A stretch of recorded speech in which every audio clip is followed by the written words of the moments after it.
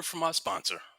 One of the big milestones that our show, the Get Authentic with Marcus August show, reached before our 1-year anniversary was being streamed/downloaded in 100 different countries around the globe. What this showed our brand and our team that people all around the world love our guests, love our interaction, love our content, love our dialogue. And really and truly, our podcast is all about our listeners. And now, back to our episode of Victory Circle Podcast. We hope you enjoy it. Welcome, everybody, to Victory Circle Podcast. I'm your host, Jason Wilton. Today, we have Inga TKACHENKO Ramage joining us from Toronto, Canada. Welcome to the show, Inga. Well, thank you so much, Jason, for having me at your show. Pleasure to be here. Thank you so much. So, Inga, you're from the Ukraine originally, but you left home at 16 years old and went to Canada by yourself. How was that experience?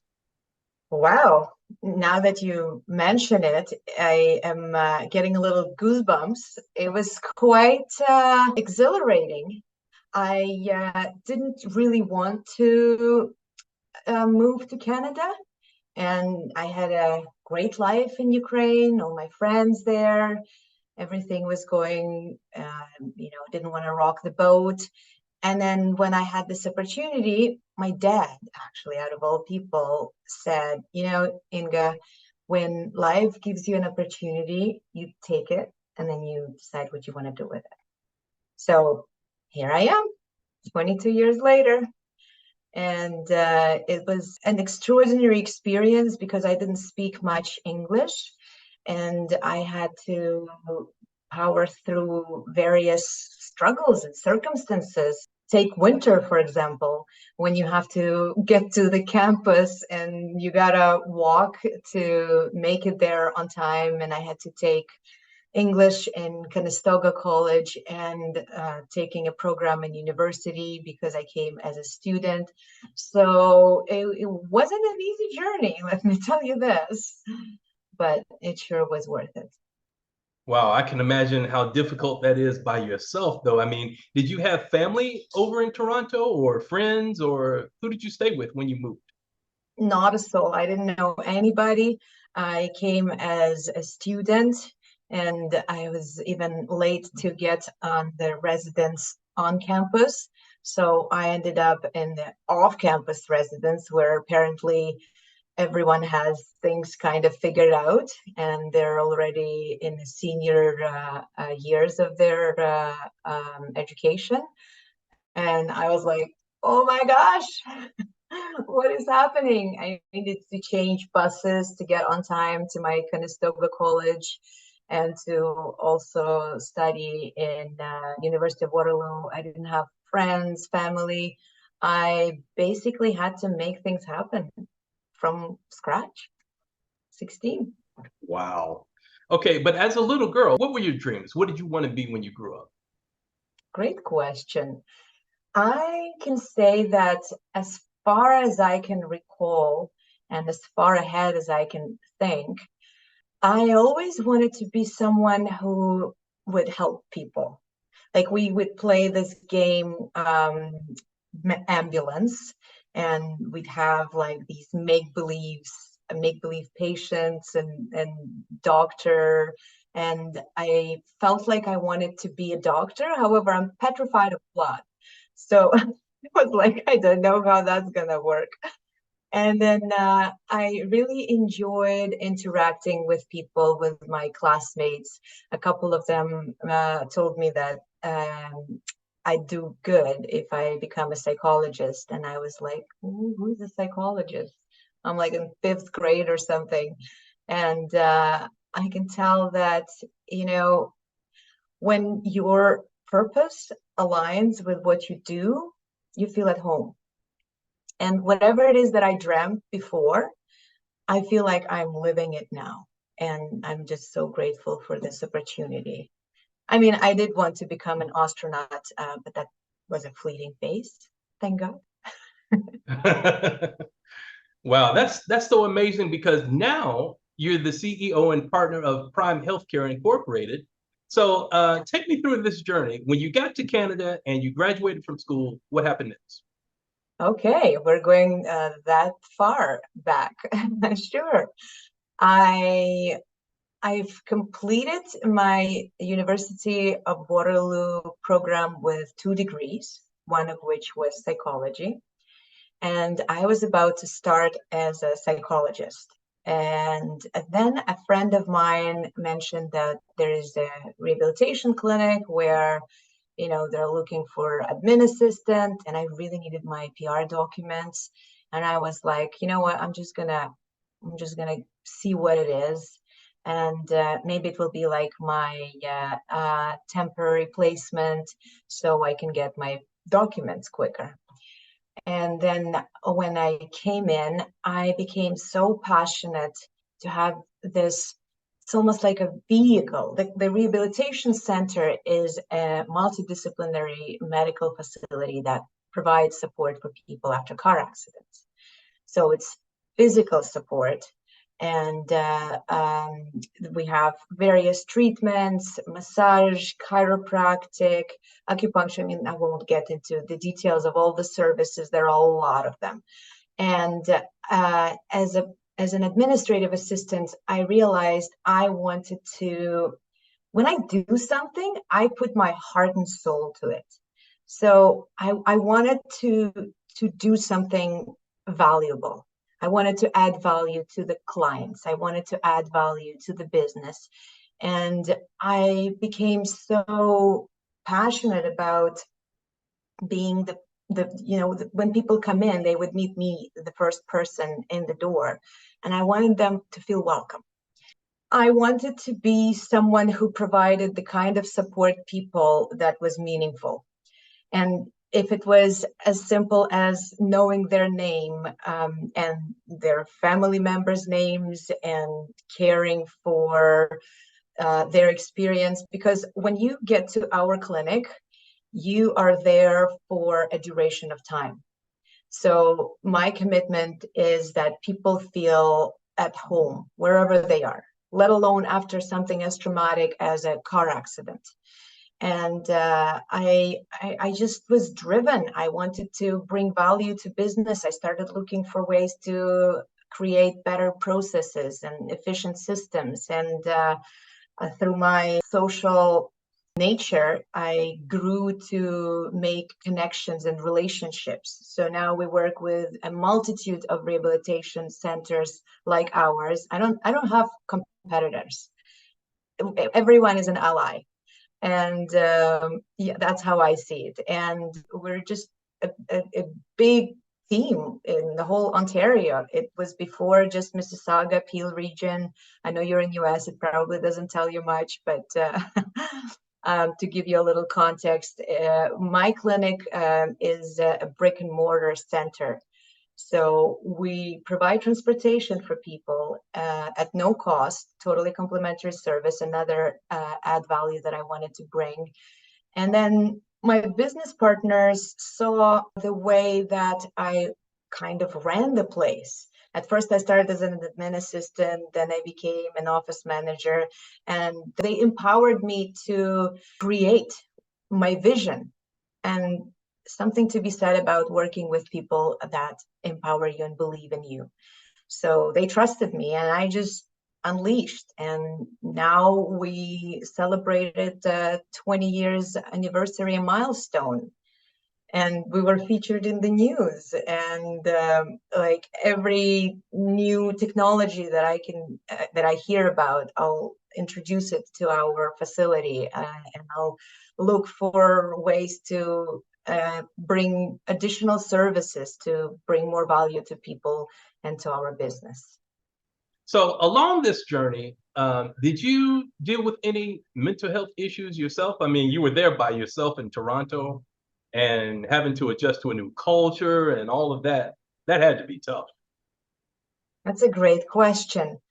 I mean, who doesn't have something stressful that they're overcoming or dealing with? And add to it my experience of learning English and trying to establish myself in a new place.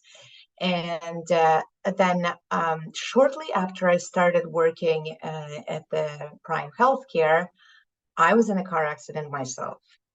And this is where the biggest kind of breakthrough took place, when I experienced what it's like to be on the other side of the table.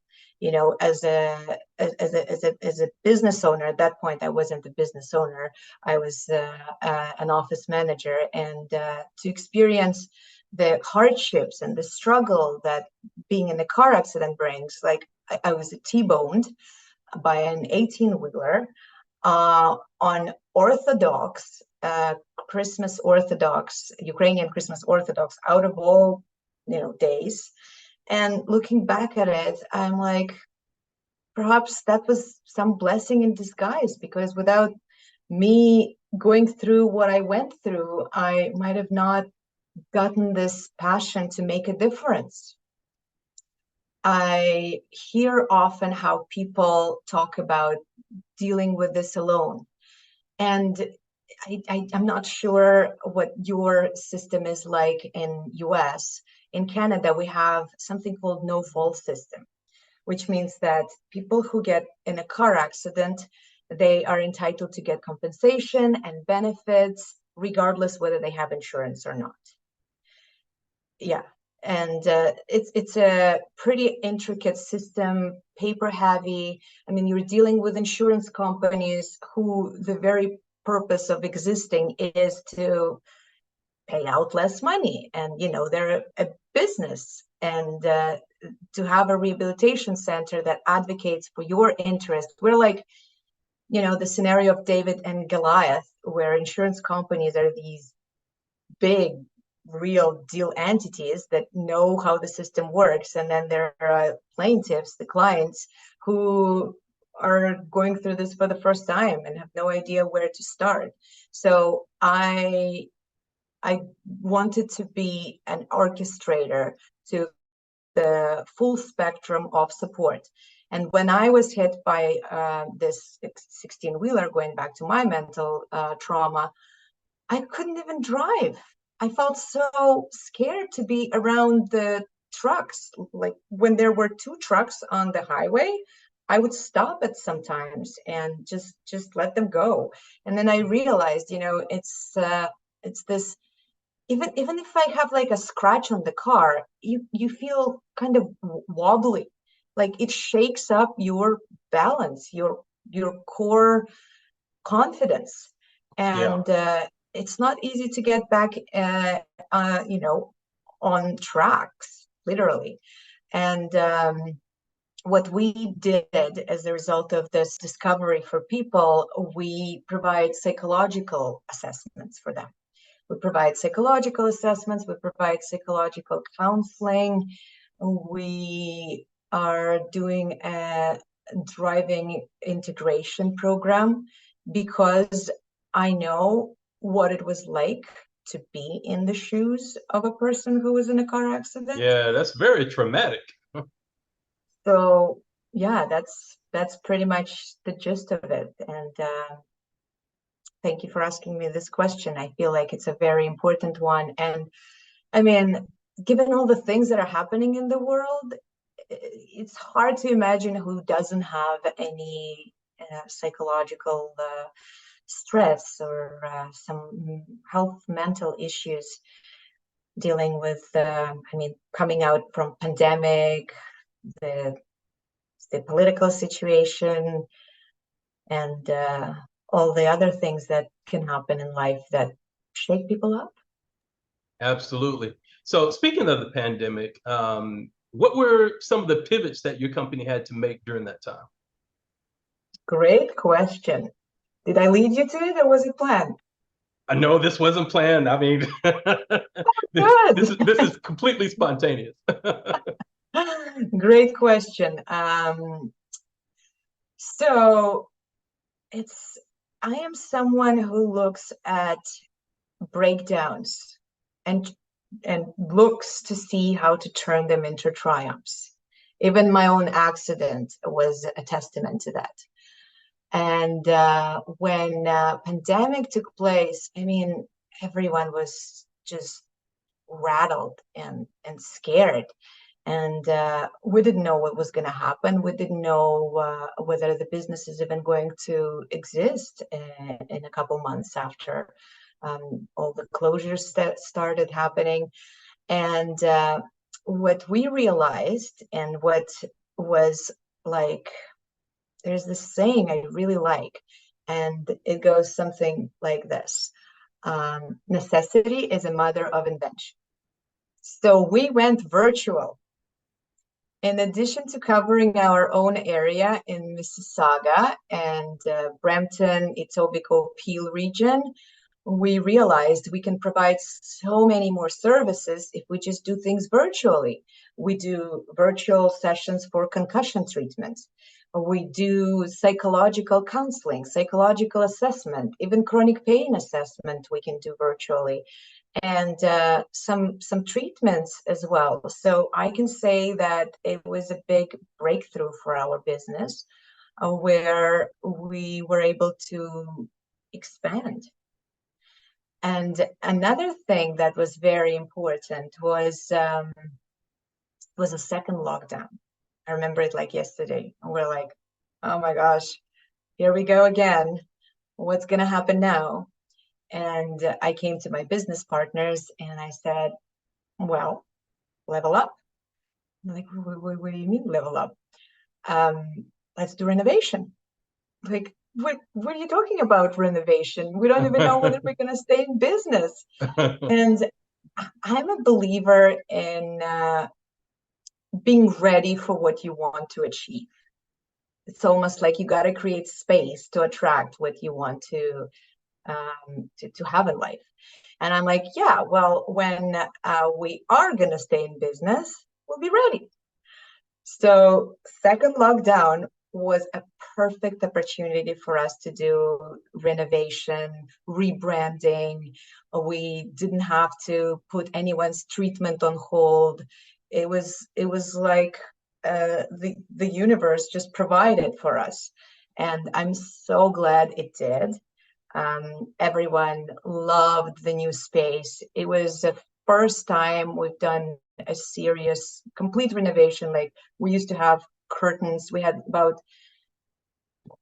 used to have like 100 people come in per day, and the physical space was set up. However, it wasn't as private as it is now. We now have like walls that we built, and every person has their own kind of cubicle, and we still have all these rooms available for people to use. And I can say that it was a really great investment, and not to tap myself on the back, and it was always a team effort. We're glad we took that step. No, that is a phenomenal story. So, I mean, there's no coincidence at all that, you had this accident in the first place. And, God never allows something like that to happen unless it's going to prepare you for something great in the future.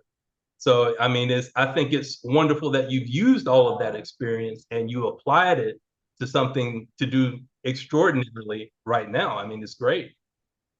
Thank you so much. I really appreciate that acknowledgement, and I'm totally with you.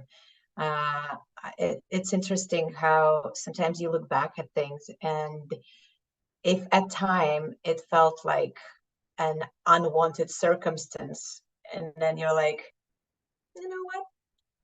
Somehow it actually worked out for the better. I'm a strong believer in that. I also feel that I have a couple contracts with my own self. And one of it is trusting the outcome.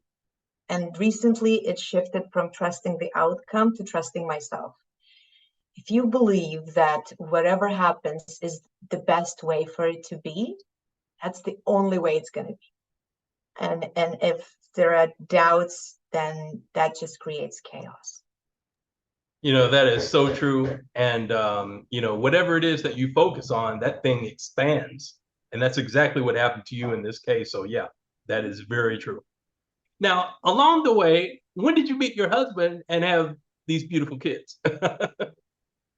Wow, that is a great question too, and one that I love answering. Um, it's so funny you asked that. It all ties into everything that we just talked about. And the funny thing that you said along the way, somewhere along the way, when I came to Canada, I developed a language barrier. And I thought that, you know, sometimes you don't even know what's holding you back. So I've done this personal development program. I've discovered some blind spots, some things that were in the way that prevented me from unleashing myself. And one of it was um, fear of being judged. So I had a fear of being judged, and frankly, who doesn't? And I gave that up. Like, no, thank you. Bye bye, fear. I'm done with you. And as a result of it, I started doing choreographic dancing, salsa, Latin Oh, is dance. that right? Yeah, and how? It was so fun. I started doing salsa dancing and choreographic dancing, and I invented these possibilities that I embodied in my life. I invented the possibility of being courageous, of trusting the outcome, and being loving, just without even having a partner. I actually wasn't planning to get into a relationship when we met, as it often happens. And Right. then, Yeah, you never plan. no, you don't. And I was heading to my, at that time, salsa congress. And I was supposed to go there with my girlfriends who happened to change their plans the last minute, for the lack of a better word. And I was just gonna go anyway, even though it was scary to go there by yourself. It's a salsa congress. I just recently started this whole journey, and I have an agreement with myself. I am a possibility of being courageous, so I go for it. Sure enough, I have no idea where I am, and I get to the place thinking that I got to the salsa congress hall, and instead I am somewhere else. And then I see this complete stranger walking toward me, and we passed each other by like ships in the sea. And I went to the building that I thought was where I needed to be. And then when I came downstairs to realize that this is completely, I'm just lost. I have no idea where I am. And he walks back again. And I'm thinking, like, I saw him a minute ago, breathe exposure, breathe familiarity. So I will never, in my previous years, I would have never asked a complete stranger for help. I mean, I'd be fake it until you make it. I wouldn't ask anybody for help, let alone a complete stranger. And when I chose to live life powerfully and vulnerably, I stopped him on the street and I asked him a really interesting question. I asked him, "Where am I?" Like, where do you need to be? And he wasn't going to a salsa congress. He didn't expect to meet me. He just separated from his previous marriage a month before we met, 2 kids. And my old self would have been run, Forrest, run. And instead, me being the courageous, loving, and trusting the outcome, I allowed him to walk me to the place where I needed to be. And it's been 6 years later, living a dream, having the most wonderful blended family I could ever imagine. The two kids that came to me through his previous marriage are extraordinary humans. I appreciate them. I appreciate their love. And now we have a 22 months old with my husband, and they adore her, and she adores her siblings. And it's just truly, at some point I'm a human. I was a little scared, and I was like, what am I getting myself into? He was with his previous wife for 18 years. They separated 1 month ago. I'm basically a rebound. Wow. And everybody were telling me this. They're like, this is, look It's at the risky. situation. Are you really like, you're his rebound? This is so, and I do not like drama. I don't have time or space for drama. I have time and space for people and support and love. So when this whole situation arose, I was like, I don't want drama. So I'm just gonna create a way to have this life drama free. That is awesome. I mean, that takes a lot of courage. And everything worked out for the best. It worked out so wonderful. He's everything to me, and the kind of juicy and extraordinary relationship that we have, I don't think even movies show them sometimes. I'm so grateful. He's my partner in crime, in virtue, my mentor, and a lot of what I've been able to achieve in the last years, I got to attribute to his stand for, for us and for creating what I say I will. Your life is so inspirational on so many different facets of it. What is it that you want to do in the future? How do you see your life 5 years from now? So I'm working on a couple initiatives right now. I can say that regardless what it will look like, I will be doing the same thing I'm doing right now, which is supporting people after car accidents. In addition to having this rehabilitation center, I also can be contacted by anybody, and we deal with the most minor to the most catastrophic. Any minute my phone can ring and somebody from the accident on the news who was airlifted to the hospital will call me, and they'll be asking for support. And I work with personal injury lawyers. I'll connect them with the personal injury lawyer and arrange a full spectrum of hospital discharge. You can tell how passionate I'm about this. And what I've realized and what I've learned, once again, the universe provided. A year ago, I noticed a Facebook post, and it was a friend who was hit by a car on a wheelchair. And he didn't know what to do, just like many people don't know what to do when they're hurt in a car accident. So I ended up reaching out to him and providing him with my support and leveraging my expertise. So he happened to be someone who at that time was a president of a Rotary Club. And he was my client.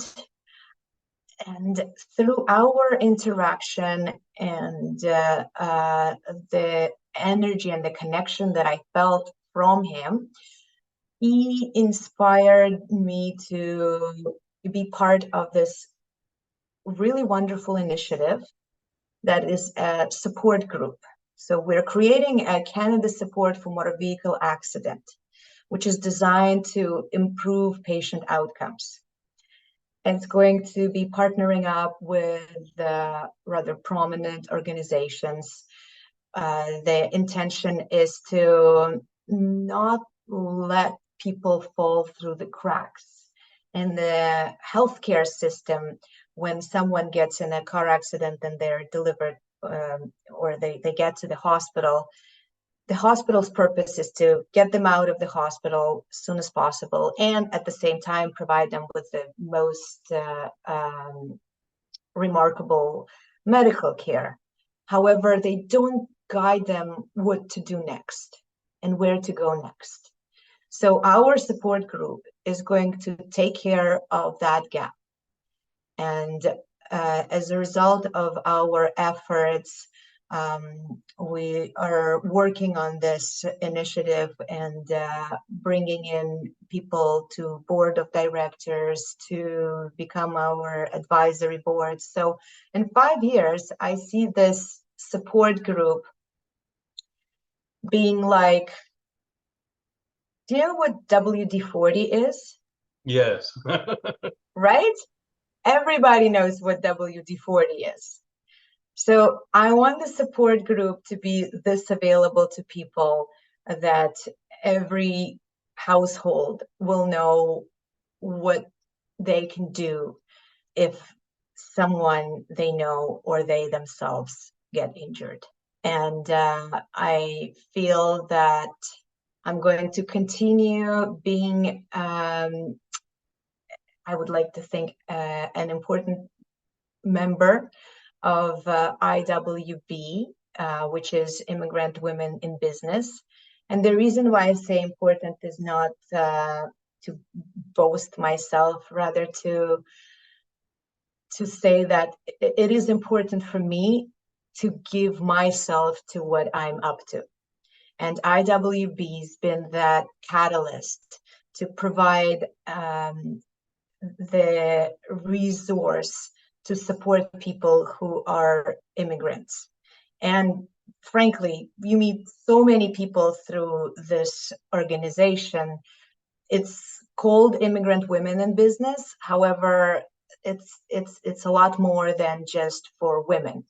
And it's a kind of networking that turns into something bigger. It's where new friendships are formed. And, you know, I really wish I had this resource when I just came to Canada. Through IWB, I got to be of service to Ukrainian immigrants, and I had an honor to speak at a Ukrainian summit and to be a keynote speaker opening it.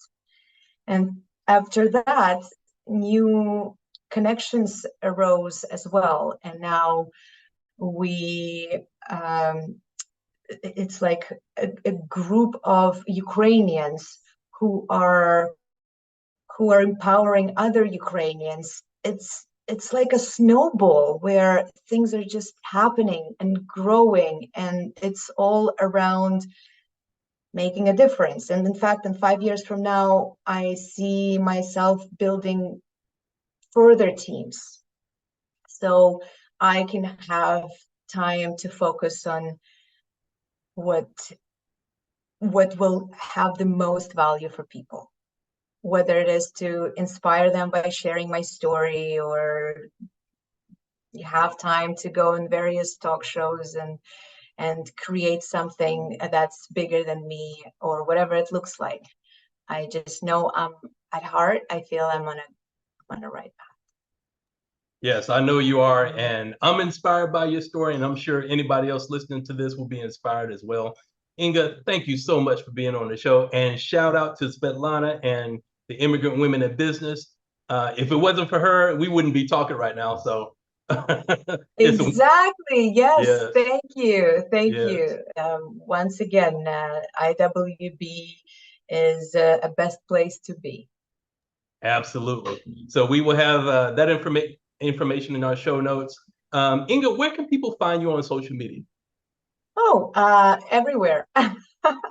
I am on Facebook, on Instagram, on LinkedIn. So my Facebook is Inga, INGA, and the last name is TKACHENKO, Tkachenko. And LinkedIn is the same, Inga Tkachenko. And Instagram is a bit different. It's Odessa Girl. two S and two R. And what's your website for your business? It's www.primehealthcare.ca. And there is another one. Thank you for giving me a moment. I just launched it. It's canadasupportaccidents.ca. Okay, thank you so much, Inga. Ladies and gentlemen, Inga TKACHENKO Ramage, take care. Thank you so much, Jason. You're welcome. Thank you for watching Victory Circle Podcast. Please subscribe to our YouTube channel.